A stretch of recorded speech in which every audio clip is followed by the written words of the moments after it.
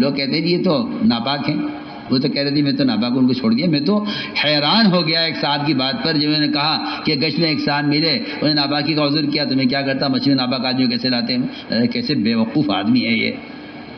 آپ صلی اللہ علیہ وسلم تو ان مشرکین کو مسجد میں رکھ کے انہیں وہاں عمل میں جوڑ کر اور ستون سے باندھ کر رکھ رہے ہیں کہ اس ماحول میں کسی طرح رہ کر یہ بن جاوے، سدھر جاوے، اور آپ ایک آدمی کی ناپاکی کا عذر اس کو چھوڑ کر آ جاتے ہیں۔ بسم اللہ الرحمن الرحیم۔ السلام علیکم ورحمۃ اللہ۔ حضرت جی مولانا سعد صاحب دامت برکاتہم کا بیان سماعت فرمائیے۔ بیان کو لائک اور شیئر کرنا مت بھولیے اور اپنی آراء سے ضرور آگاہ کیجیے۔ جزاکم اللہ خیر۔ آپ پتہ نہیں کیا سوچیں گے اور کیا حکم لگائیں گے میری بات پر۔ ہاں آج کل یہ تماشا بنا ہوا ہے۔ صحابی کہتے ہیں کہ کافر و مومن کے درمیان تہجد کا فرق ہے۔ آپ قرآن پڑھیے، آپ کو قرآن بھی ملے گی یہ چیز جو میں کہہ رہا ہوں۔ آپ تہجد معمولی سمجھ کے چھوڑ دیتے ہیں کہ نفلیں ہیں، پڑھنا کوئی ضروری نہیں ہے۔ قرآن میں بھی پڑھیے، حدیث بھی پڑھیے، قرآن بھی پڑھیے اور صحابی کا قول بھی پڑھیے۔ اللہ فرما رہے ہیں قرآن میں قل تمتع بکفرک قلیلا انک من اصحاب النار۔ کافر کے بارے میں کہہ رہے ہیں کہ کھا لے پی لے کچھ دن دنیا میں، مزے اڑا لے، پھر تیرا ٹھکانہ جہنم ہے۔ اور بھلا اس کے مقابلے مومن امن ہوا قانت آناء اللیل، بھلا اس کے مقابلے مومن کہ اس کی رات گزرتی ہے عبادت میں، رکوع میں اور سجدے میں، دن گزرتا ہے اللہ تعالیٰ کی اللہ کے خوف سے، اور اس کا وقت دن گزرتا ہے اللہ کی رحمت کی امید پر۔ کیا یہ دونوں برابر ہو سکتے ہیں؟ یہ قرآن کہہ رہا ہے۔ پڑھیے، آپ قرآن پڑھیے۔ امن هو قانت آناء الليل ساجدا وقائما يحذر الآخرة ويرجو رحمة ربي قل هل يستوي الذين يعلمون والذين لا يعلمون انما يتذكر الألباب۔ اس میں تو میں سمجھتا ہوں کہ یہاں تو اس آیت کے اندر تو صاف بتا رہے ہیں کہ یہ تو کافر ہے، یہ تو رات کو سوئے گا اور صبح تک سوئے گا، اور مومن کہ نہیں، مومن کی رات تو تہجد میں گزرتی ہے، قیام میں گزرتی ہے۔ پڑھیے، آپ قرآن پڑھیے اور صحابی کا قول سنیے۔ عبداللہ بن رواحہ فرما رہے ہیں اپنے ایک شعر میں یبیت یجافی جنبہ عن فراشہ اذا استثقلت بالمشرکین المضاجع۔ اس شعر کا مطلب ہی یہی ہے کہ کافر مومن کے درمیان وہ کہہ رہے ہیں کہ فرق یہ ہے کہ کافر تو رات کو سوتا ہے، صبح تک سوتا ہے، اس کا بستر پوری رات بوجھل رہتا ہے اس کے جسم سے، جبکہ مومن کا پہلو بستر سے دور رہتا ہے، رات کو مسلح پر رہتا ہے۔ مومن کا جسم مسلح پر رہتا ہے اور کافر کا جسم اس کے بستر پر رہتا ہے۔ یہ عبداللہ بن رواحہ کہہ رہے ہیں۔ بتائیے، بتائیں تو صحیح، آپ غور کریں میں کیا کہہ رہا ہوں۔ آدمی کا اپنے مقام پر رہتے ہوئے میں کہتا ہوں کہ جب تک یہ 4 مہینے تہجد کے ماحول میں نہیں رہے گا، یہ تہجد کا عادی نہیں ہو سکتا۔ ہم کہتے ہیں عملی مشق کے لیے خروج ہے، آپ سمجھتے ہیں دین سیکھنے کے لیے خروج ہے، تو کتاب لے کے سیکھ لیں گے، کسی عالم سے سیکھ لیں گے، نکلنے کیا ضروری ہے اس کے لیے؟ میں جو کہہ رہا ہوں، میں آپ کو کام کی اصل روح بتا رہا ہوں کہ اصل کام کا مقصد کیا ہے۔ اس طرح ہمیں انشاءاللہ خروج میں خاص طور پر اپنے آپ کو تہجد کا عادی بنانا ہے۔ جی ہاں، رات کے قیام سے اور تہجد سے وہ اللہ نے برکتیں رکھی ہیں۔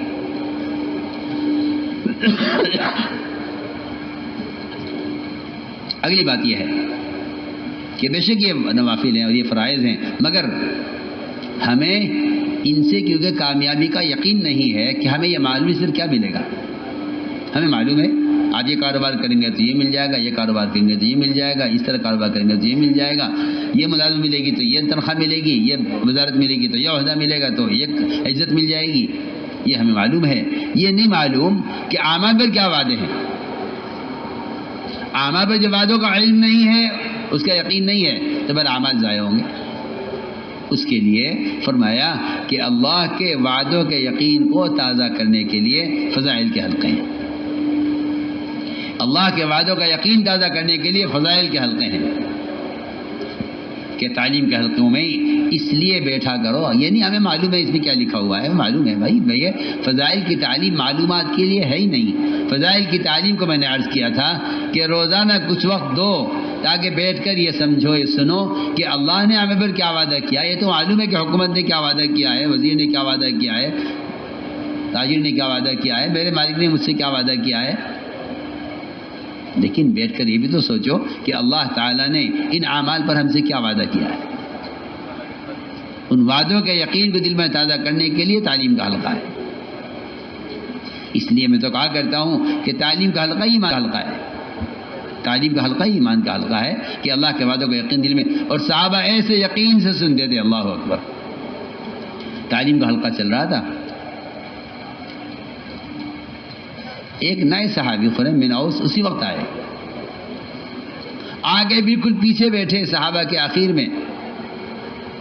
آپ نے فرمایا تعلیم کے حلقے میں کہ تم ہیرا کا علاقہ فتح کرو گے، اور وہاں جو فاتحہ میں داخل ہوگے تو وہاں ایک لڑکی شیما بنت بقیلہ سفید خچے پر سوار، کالی اوڑھنی اوڑھے ہوئے، زیورات سے لدی ہوئی، بڑی مالدار، فرمایا تمہیں ملے گی، فرما دیا ملے گی۔ یہ صحابی نئے صحابی بالکل پہلی بار آئے، ابھی ہجرت کر کے پہلی ملاقات آپ سے ہو رہی ہے، کھڑے ہو گئے وہیں پیچھے سے اور کہا یا رسول اللہ یہ جو لڑکی آپ بیان کرنے مجھے دے دیجیے۔ فرمایا یہ تمہاری ہو گئی، تم لے لو، یعنی اگر مگر تم آ گئے، اگر فتح ہو گئی، اگر وہ تمہیں ملی۔ صحابی کہتے ہیں میں نے یقین کر لیا پہلی ملاقات میں کہ جو وعدہ یہ کر رہے ہیں یہ ہوگا۔ انہوں نے کہا جی مجھے دے دی، ہمارا ہی لگے تمہاری ہو گئی۔ روایت میں ہے کہ جماعت روانہ ہے عمر کے زمانے میں، غالباً یا صدیق کے زمانے میں، آپ کے زمانے گزر گیا تھا، آپ کے زمانے میں یہ وعدہ پورا نہیں ہوا، مگر انہیں انتظار ہے کہ وہ ہوگا، مجھے اس کا انتظار ہے۔ جماعت بنی، حیرا کی طرف گئی، عراق گئی، وہاں حیرا میں داخل ہوئی۔ امیر صاحب سے کہنے لگے امیر صاحب تھوڑا سا وقت اجازت چاہیے، کچھ کام ہے۔ کہ کیا کام ہے؟ کہاں جانا ہے؟ کہ جی یہاں میدان میں ایک لڑکی میرا انتظار کر رہی ہے، میں اسے لے آؤں۔ اس کا کوئی میسیج آیا ہے، اس کا کوئی پیغام آیا ہے، تمہیں کسی نے آگے بتایا کہ نہیں جی نہیں، مجھے وعدہ کیا ہوا تھا نا اس زمانے کا، وہ آج پورا ہونا ہے، وہ کھڑی ہوگی میرے انتظار میں، کھڑی ہے، ہوگی نہیں کھڑی ہے میرے انتظار میں، گئے جاؤ دیکھ لو، جا کے دیکھ لو۔ وہ گئے تو سامنے سے آواز آئی کہ شیما، کہ ہاں میں شیما ہوں۔ تو کب کا وعدہ ہے، کب پورا ہو رہا ہے؟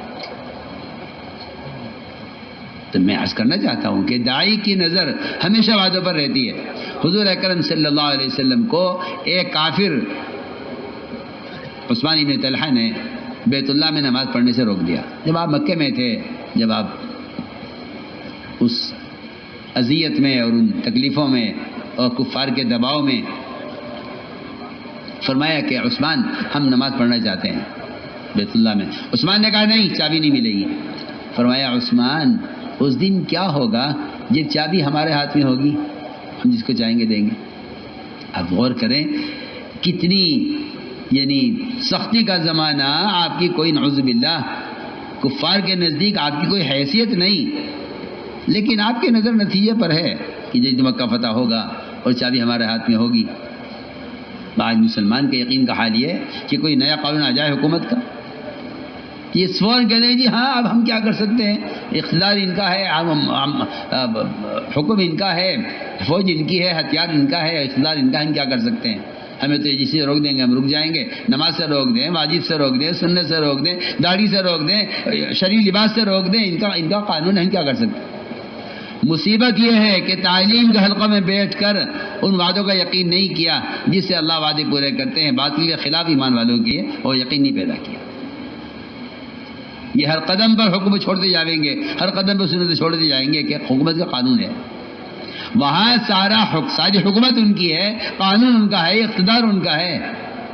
اور آپ کیا فرما رہے ہیں عثمان اس دن کیا ہوگا جب چابی ہمارے ہاتھ میں؟ عثمان نے کہا یہ وقت کبھی نہیں آ سکتا۔ آپ مکے میں فاتحہ نہ داخل ہوئے، چابی آپ کے ہاتھ میں تھی، ہمارے عثمان کو بلاؤ، عثمان کہاں ہے؟ اس لیے کہ نبی کے مزاج میں اور صحابہ کے مزاج میں اور ایمان والے کے مزاج میں انتقام لینا نہیں ہوتا کہ ہم انتقام لیں گے، آپ نے نہیں دی تھی نا، ہم بھی آپ کو نہیں دیں گے، یہ نہیں۔ مومن کے مزاج میں انتقام نہیں ہوتا. آج ہمیں اقتدار ملا ہے، ہم بدلہ لیں گے نہیں. یہ میری بات یاد رکھنا. مومن کے مزاج میں انتقام لینا نہیں ہوتا، وہ معاف کر دیتا ہے. آپ صلی اللہ علیہ وسلم نے زہر دینے والے کو، قتل کا ارادہ کرنے والے کو، آپ کو دھکا دینے والے کو، کیا نہیں ہوا آپ کے ساتھ. اور آج فتح مکہ کے موقع پر جتنا مال آیا حنین کا مال غنیمت سارا آپ نے کفار میں تقسیم کیا ہے. انصار کو ایک پائی بھی نہیں دیا آپ نے. بتایا آپ نے کہ ہم انتقام والے نہیں ہیں، ہم احسان کرنے والے ہیں. جس نے آپ کو چابی نہیں دی اس دن آپ نے وہ چابی فتح مکہ کے موقع پر عثمان کے ہاتھ میں دی کہ عثمان لو یہ چابی تم لو. تو میں ایک آپ کو مثالیں پیش کر رہا ہوں کہ جو وعدوں پر یقین رکھتے ہیں ان کے نزدیک دنیا کے حالات اور قوانین یہ کچھ نہیں ہوا کرتے.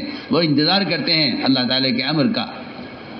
لیکن مسلمان اگر دین کو چھوڑ کر انتظار کر رہا ہے اللہ کی مدد کا تو انتظار کرتا رہے قبر میں چلا جائے گا. وعدے پورے نہیں ہوں گے. میں تو آپ صاف آپ سے کہہ رہا ہوں. اس لیے میرے دوستو عزیزو، یہ تعلیم کے حلقے یہ ایمان کی تجدید کے لیے ہیں.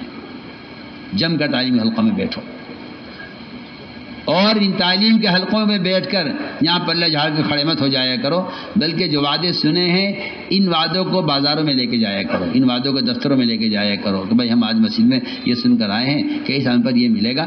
کیونکہ اگر تعلیم مسجد میں ہے اور مسجد سے باہر اس کا تذکرہ نہیں ہے تو مسجد سے نکلتے ہی یقین بگڑ جائے گا. وہاں جاتے ہی مسجد کی باتیں مسجد میں رہ جائیں گی، بازار کی باتیں بازار میں شروع ہو جائیں گی. کیونکہ سنت یہ ہے کہ معمول صحابہ کا یہ ہے کہ جو وعدہ یہاں سنا ہے اس کو گھر میں لے کے جاؤں. تو میں نے عرض کیا کہ یہ تعلیم کی ہماری بنیادی کتابیں ہیں. فضائل اعمال مع فضائل صدقات. حضرت شیخ الحدیث عبداللہ علیہ کے پوری ان کی اپنی زندگی کے حدیث کا نچوڑ ہے وہ فوائد جو شیخ نے فضائل میں جمع کیے ہیں. اس کا بڑا اہتمام کیا جائے اور تنہائیوں میں ان فوائد کو پڑھا جائے فضائل اعمال و فضائل صدقات میں. اور بنیادی کتاب 6 نمبر سے متعلق منتخبہ حدیث کی ہے. اس کی تعلیم کا عالمی سطح پر اہتمام کیا جائے کیونکہ اس کے بغیر ان 6 صفات کو ان کی حقیقت کو آدمی سمجھ نہیں سکتا. یہ انتہائی اہم اور ضروری ہے. میں عرض کر رہا ہوں ورنہ آپ 6 نمبر بیان کریں گے، ادھر ادھر کی جھوٹی کہانیاں گھڑیں گے، ادھر ادھر کی باتیں بیان کریں گے. اس کا بہت اہتمام کریں. منتخب حدیثیں بھی یاد کریں اور 6 نمبر کے بیان کرنے میں اس بات کا پورا خیال رکھیں کہ منتخب حدیث کی حدیث کی روشنی میں 6 صفات کا مذاکرہ ہو. اس طرح ہمیں صبح شام تعلیم کا خوب اہتمام کرنا ہے. تعلیم کے ساتھ تعلیمی گشت یہ بھی صحابہ کرام کی سنت ہے، ان کا طریقہ، ان کا معمول ہے کہ تعلیم ہوتی رہے. مسجد میں مقام پر بھی یہی ترتیب ہے، خروج میں یہی ترتیب ہے. جب تعلیم ہو تو تعلیم کے دوران مسجد میں جب دعوت تعلیم استقبال کا عمل ہے تو ہر مسجد میں ہونا چاہیے. محلے کو منتقل کرنا ہے مسجد میں. مسجد کی آبادی کیا ہے؟ مسجد کی آبادی کی محنت کیا ہے؟ محلے کو منتقل کرنا ہے مسجد میں یا مسجد کی آبادی کی محنت ہے؟ محلے کو منتقل کرنا ہے مسجد میں. لوگوں کو خوشامد کر کے لوگ کہتے ہیں یہ تو ناپاک ہیں. وہ تو کہہ رہے تھے میں تو ناپاک ان کو چھوڑ دیا. میں تو حیران ہو گیا ایک صاحب کی بات پر جب انہوں نے کہا کہ گشت میں ایک صاحب ملے انہیں ناپاکی کا عذر کیا تو میں کیا کرتا مسجد میں ناپاک آدمی کیسے لاتے ہیں؟ کیسے بیوقوف آدمی ہے یہ. آپ صلی اللہ علیہ وسلم تو ان مشرکین کو مسجد میں رکھ کے انہیں وہاں عمل میں جوڑ کر اور ستون سے باندھ کر رکھ رہے ہیں کہ اس ماحول میں کسی طرح رہ کر یہ بن جاوے سدھر جاوے. اور آپ ایک آدمی کی ناپاکی کا عذر اس کو چھوڑ کر آ جاتے ہیں. ایک آدمی کہتا ہے میں ناپاک ہوں. کوئی نہیں. ایک صحابی نے بلکہ خود ابو ہریرہ رضی اللہ تعالیٰ عنہ نے آپ صلی اللہ علیہ وسلم نے مسافے کے لیے ہاتھ بڑھا ہاتھ پیچھے کر لیا. کیا بات ہے ابو ہریرہ مسافہ کیوں نہیں کرتے ہم سے؟ یا رسول اللہ میں ناپاکی کی حالت میں ہوں، آپ اللہ کے رسول ہیں. جی ہاں آپ تو ماشاءاللہ طاہر ہیں اور مطہر ہیں اور میں ناپاک ہوں. آپ نے مسافہ کیا ابو ہریرہ سے کہہ کر کہ مومن ناپاک نہیں ہوتا. رہا مسجد شرعی میں کسی آدمی کا جنابت کی حالت میں داخل ہونا، اس میں کوئی شک نہیں ہے کہ نہیں ہونا چاہیے. آپ اسے لائیے مسجد کے باہر کے حصے میں، اس کو سمجھائیے، اسے غسل کرائیے، اسے کپڑا پہنائیے، میرے پاس سے لنگی دیجیے. میں کہتا ہوں کہ اصل کام یہ تھا، مگر کیا کروں میں. آپ لوگوں نے ملاقاتوں کو گشت کا موضوع بنا لیا ہے اور دین کی باتوں کو نشر کرنے کو آپ نے تبلیغ اور دعوت سمجھ لیا ہے، جو بنیادی غلطی امت سے ہوئی ہے. ایک مسلمان سے ایک وقت کی نماز پڑھوا لینا، اللہ کی قسم جس نے یہ کر لیا اس کا گشت اللہ کے یہاں قبول ہو گیا. بات کے پہنچانے کی کون سے ذرائع نہیں ہیں. آپ بھی گشت میں بات پہنچا کے آ جائیں تو آپ نے کیا کمال کیا. اس لیے میں تاکید سے عرض کر رہا ہوں کہ تعلیم کے ساتھ تعلیمی گشت، لوگوں کو سمجھا کر مسیح کے ماحول میں رہنا. اور ناپاک آدمی سے کیا بات ہے؟ ناپاک ہے تو لاؤ سے. ہم تو مسلمان کو پاک کرنے کے لیے گشت کر رہے ہیں. یہ دھوبی جو پھرتے ہیں گھروں پر میرے کپڑے لینے کے لیے، بتائیے کیا کرتے ہیں؟ بولیے آپ. یہ دھوبی جو آپ کے محلے میں آتا ہے اور بڑا گٹھڑ باندھ کے سر پر رکھ کر لے جاتا ہے دھوبی گھاٹ پر، بتائیے یہ گھر کے چکر کیوں لگا رہا ہے یہ دھوبی؟ بتائیے آپ. ہر گھر سے پرانا گندا اور غلاظت کا کپڑا لے کر اپنے ساتھ سر پر رکھ کر لے جاتا ہے اور وہاں لے جا کر دھوبی مولیا صاحب کا ملفوظ ہے، میں نے دھوبی گھاٹ کھولا ہے، میں تو میلے کپڑے لے کے آؤں گا باہر سے اور یہاں دھو کر وہ صاف کر کے واپس کروں گا. مجھے تعجب ہے ان گشت کرنے والوں پر، انہوں نے سمجھا ہی نہیں ابھی گشت کو. یہ سمجھتے ہیں کہ ملاقاتیں ہو جائیں، کچھ 2-4 ملاقاتیں ہو جائیں، وہاں ایک رجسٹر رکھ لیا مسجد میں، اس میں نام لکھ دیتے ہیں، ہاں جی بھائی صاحب آپ کو عبد الرحمان سے ملاقات کرنی ہے، وہ مکان نمبر 204 پر آپ اس سے ملاقات، ہاں جی وہاں ملاقات کر لوں گا. آپ کیا کریں گے کہ میرا دفتر ادھر ہی ہے، مجھے ادھر ہی جانا ہے، میں وہاں ملاقات کر لوں گا. میں تو تم لوگوں نے بالکل کام کا کھیل بنا دیا. واقعی سو بات ہے. میں تو مجھے شکایت ہے سب سے. 5 نمازیں ہیں فرض، فجر سے لے کر عشاء تک، ہر نماز کے لیے گشت ہے، ہر نماز کے لیے گشت. آپ کیوں نہیں گشت پر غور کرتے؟ بلال گھر گھر جا کر 5 نمازوں کے لوگوں کو لے کر آتے تھے مسجد میں، کیوں نہیں گشت، کیوں نہیں غور کرتے؟ آپ دکان پر بیٹھے ہوئے، جی میرے تو 2.5 گھنٹے صبح لگ جاتے ہیں، میں تو فارغ ہوں. آپ اٹھ کے جا رہے نماز کے لیے. حضرت تھانوی نے لکھا ہے جو آدمی نماز کے لیے جا رہا ہے پڑھنے کے لیے مگر دوسرے کو تیار نہیں کر رہا ہے، یہ نمازی گناہ گار ہے. کہاں سو رہے آپ؟ کتنا آسان کام ہے. آپ جا رہے ہیں اٹھ کے اپنی دکان سے نماز کے لیے، ہاں بھائی فلاں تو بھی آ جاؤ، بھائی آپ بھی آ جاؤ، بھائی کہاں بھائی چلو نماز کے لیے آ جاؤ. بھائی ہاتھ پکڑ کے آپ اپنے دوست کو زبردستی کھانے پر لے جاتے ہیں اپنے گھر. وہ اطلاق حضور کرتا ہے جی میں مشغول ہوں، کہ نہیں آپ کو دعوت میں آنا ہے. اچھی بات ہے. آپ اپنے گھر کے لیے خوشامد کرتے ہیں، اللہ کے گھر کے لیے خوشامد نہیں کرتے. کیا بات ہے؟ کام کو سمجھ کر کرو. مسلمان کو جہنم سے بچانے کے لیے گشت ہے. اگر آپ نے نماز پڑھوا لی ایک آدمی سے کوشش کر کے آج، تو آپ نے اس کو ایک حقوق جہنم میں جلنے سے بچا لیا. آپ مجھے ایسا فرماتے تھے اگر تم کسی سے نماز پڑھوا لو تو 2 رکعت نماز شکرانے کی پڑھنا اس کے بعد، کہ اللہ آج تو نے میرے ذریعے سے ایک آدمی کو جہنم میں 2,88,00,000 سال جہنم میں جلنے سے تو نے ایک آدمی کو بچا لیا. تیرا فضل ہے. سوچیے آپ ایک آدمی کا نماز پڑھانے پر ماں پڑھوانے نے کتنی بڑی خیر ہے. اس طرح ہمیں تعلیم کا اہتمام کرنا ہے. اور میرے دوستو عزیزو، یہ سارا جو کچھ بھی ہے اس کا جو اصل نور ہے اعمال کا، وہ ذکر کے ساتھ ہے. ذکر ہی اعمال کا نور ہے. اگر اللہ کا ذکر نہیں ہے، علم ہے، مولانا صاحب فرماتے تھے کہ ظلمت ہی ظلمت ہے. علم ظلمت ہی ظلمت ہے اگر اللہ کا ذکر نہیں ہے. اس لیے ہمیں ذکر کا اہتمام کرنا ہے. صبح شام کی تسبیحات کا بہت اہتمام کرنا ہے. ایک دفعہ تیسرے کلمے کی، دوسرے کی استغفار کی. یہ صبح شام کی تسبیحات باوضو قبلہ رخ ہو کر اللہ کے متوجہ ہو کر پڑھنے کا اہتمام فرمائیں. افضل ذکر قرآن کی تلاوت ہے. اس سے بڑا کوئی ذکر نہیں ہے. یہ اللہ کی ذات سے نکلا ہوا کلام ہے. اور اس کی تلاوت کا بہترین وقت صبح صادق سے پہلے ہے. مولانا صاحب فرماتے ہیں سارے اوراد و وظائف میں نے کر کے دیکھے بزرگوں کے، مجھے جو ترقی یا اللہ کا قرب محسوس ہوا ہے صبح صادق سے پہلے قرآن دیکھ کر پڑھنے میں، وہ ترقی وہ کسی اور عمل میں نہیں ہوا. اس لیے میں سب سے تاکید سے عرض کر رہا ہوں، اپنے ساتھیوں سے بھی عرض کر رہا ہوں، مجھے سے بھی عرض کر رہا ہوں، چاہے 2 آیتیں کا وقت ملے آپ کو، لیکن صبح اذان سے پہلے قرآن دیکھ کے پڑھ لیا کرو. قرآن دیکھ کے پڑھ لیا کرو. اور یہ میری آپ سب کو وصیت ہے اور نصیحت ہے. اور میں اگر یہ بھی عرض کر دوں، اپنی دل کی چاہت ہے میری کہ اللہ کے واسطے، اللہ کا واسطہ دے کر کہتا ہوں، موبائل میں قرآن ہرگز مت پڑھنا. میں آپ سے اس کا عہد لیتا ہوں. میں آپ سے اس کا عہد لیتا ہوں. میں اس سے زیادہ کچھ اجازت میں کیا کہوں، اس سے زیادہ میں آپ سے اس کا عہد لیتا ہوں. بیان آپ کو پسند آیا ہو تو بیان کو لائک، شیئر اور چینل کو سبسکرائب کرنا مت بھولیے. کمنٹس میں اپنی رائے کا اظہار ضرور کیجیے.